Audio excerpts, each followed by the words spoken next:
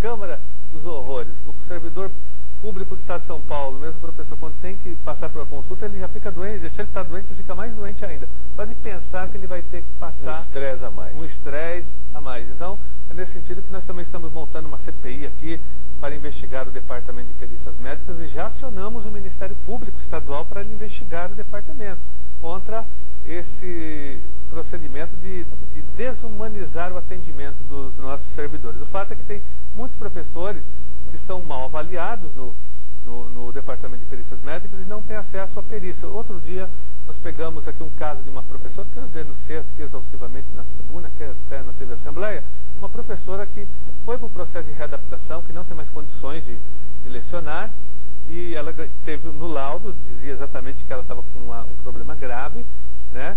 Mas que a única solução seria ela voltar, que ela teria que continuar trabalhando mesmo assim, mas com microfone. O laudo dizia que o Estado teria que oferecer a ela um microfone. Sim. Acontece que não existe microfone na rede estadual de ensino, isso é uma miragem, né, isso não é um sonho.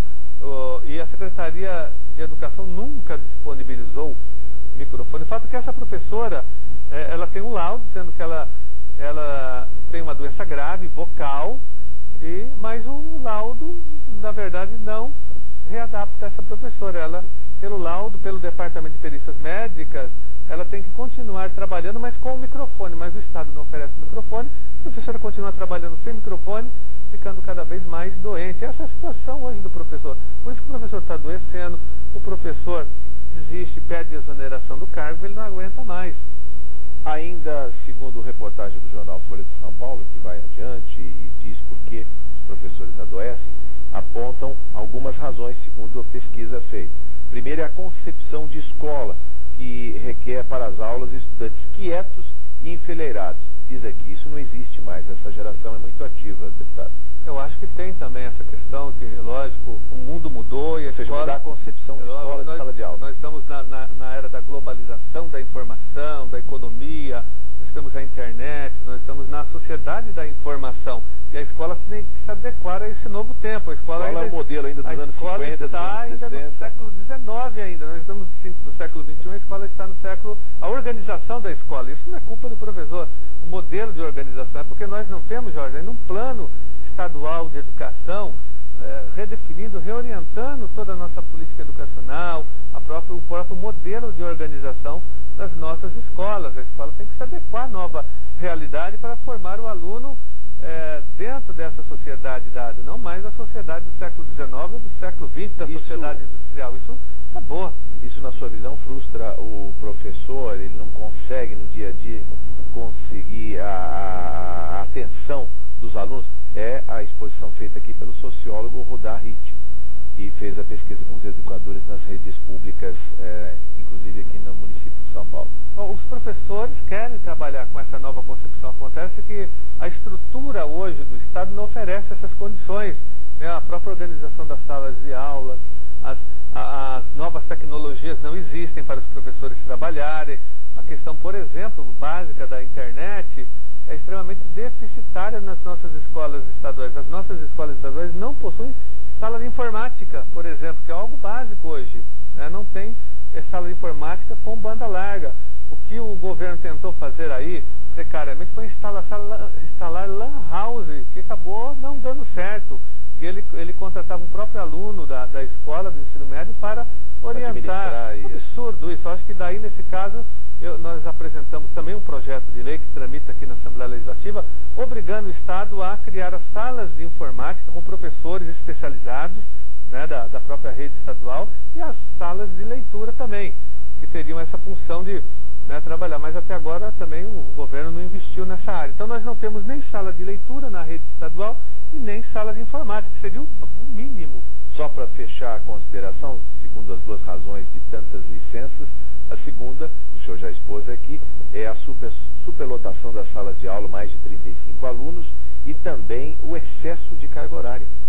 Isso também tem trazido doenças aí aos professores da rede pública. Porque o professor ideal seria que o professor trabalhasse em apenas uma escola, tivesse uma jornada básica semanal de 24 a 25 horas, e o resto do tempo ele ganharia para preparar aulas, fazer pesquisa, se reunir com os professores, trabalhar o projeto pedagógico da escola, mas tendo um bom salário. Agora, os governos, eles estão dificultando o acúmulo de cargo, mas não estão fazendo uma contraposição, né, uma compensação, pagando salários minimamente dignos. Então, os professores estão cada vez numa situação mais complicada ainda. Eles estão impossibilitados, muitas vezes, de fazer o acúmulo de cargo, porque o professor hoje dá aula na prefeitura, dá aula no estado e muitas vezes na rede particular para poder sobreviver e sustentar a sua família. Quem vive do magistério, né? Sim. Então, agora o governo não facilita as coisas também. Não dá nem uma coisa nem outra para o professor. Sem mudar a concepção de sala de aula, como ficaria, digamos, a rede ou o trabalho dos professores na rede pública com a aprovação de um projeto da sua palavra aqui, que é Programa Estadual de Saúde Vocal e Auditiva? O que isso podia melhorar, pelo menos na condição de trabalho do professor? Isso daria um certo alento nessas condições precárias, nesse caos educacional em que nós estamos vivendo aqui, de falta de estrutura, daria um certo alento provisório, né? Porque também não resolve muito a situação. Se o governo manter essas condições inadequadas e precárias de trabalho, com 50 alunos por sala de aula, então nem com orientação vocal, nem com toda essa assessoria, com essas informações que o nosso projeto tenta colocar, nem isso vai resolver a situação. Então nós temos que atacar o foco central, as causas, as raízes do problema, que é essa falta de estrutura, superlotação,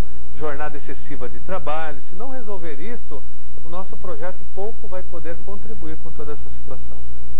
Por falar em projeto, também tem o projeto de lei 757 de 2008, que autoriza o Poder Executivo a criar um programa de defesa do magistério contra a violência. Deputado, vamos falar um pouquinho sobre isso. Esse projeto é muito importante, Jorge, porque ele representa uma antiga reivindicação dos professores, dos servidores da educação. O que acontece? Um professor hoje que é ameaçado, né, numa escola, isso existe muito, porque tem muito professor que faz trabalho social.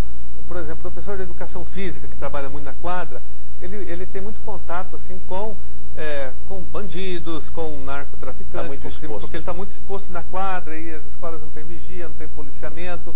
Então essas pessoas, elas acabam indo na quadra também, utilizando muitas vezes. O professor de educação física tem que pedir licença, questionando a autoridade do professor, para os bandidos, para poder entrar na quadra, porque ele fala, agora eu posso usar, que eu vou dar aula para os meus alunos. Então esse professor às vezes fica exposto, porque ele cria ali um certo atrito com esses grupos e ele é ameaçado de morte. Isso existe muito, né? Diretores são ameaçados, professores, funcionários de escolas, e o Estado não dá respaldo nenhum.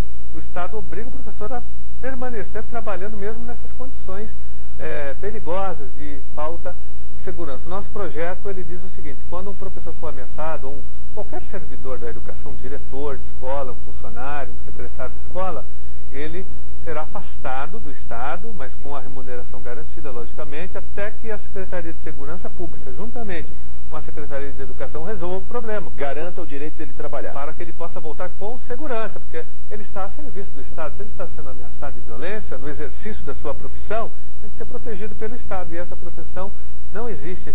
Eu conheço muitos professores que até pediram exoneração, foram ameaçados, não tiveram nenhuma retaguarda do Estado, né? O Estado joga o professor aos leões, né? E não dá nenhum tipo de proteção. Nosso projeto não, agora o professor está ameaçado, provisoriamente ele sai até que a situação seja resolvida. Ele não tem nenhuma perda, nenhum prejuízo, né, da sua evolução funcional, do seu salário. Ele fica como se estivesse trabalhando. Só que ele protegido. Protegido, com afastado daquela situação. O Estado tem o dever, tem a obrigação de proteger também o aluno e o professor, e o profissional da educação. Deputado Carlos Gianazzi, o senhor disse do Departamento de Perícias Médicas, mas o senhor tem uma proposta de normas administrativas para o bom funcionamento daquele setor? Sim, nós já apresentamos o projeto de lei, primeiro tirando o Departamento de Perícias Médicas da gestão da Secretaria de Gestão Pública Estadual. É um absurdo. O Departamento de Perícias Médicas, já diz o nome, é um departamento de saúde, de médicos. Ele não tem sentido ele ficar na gestão pública, ele tem que ficar sob a gestão da Secretaria da Saúde, Secretaria Estadual da Saúde, que é uma área também da saúde. Então, a situação piorou e se complicou com essa medida do governo estadual de transferir, nesse governo, nessa gestão do ex-governador José Serra, de transferir a gestão para a Secretaria de Gestão Pública.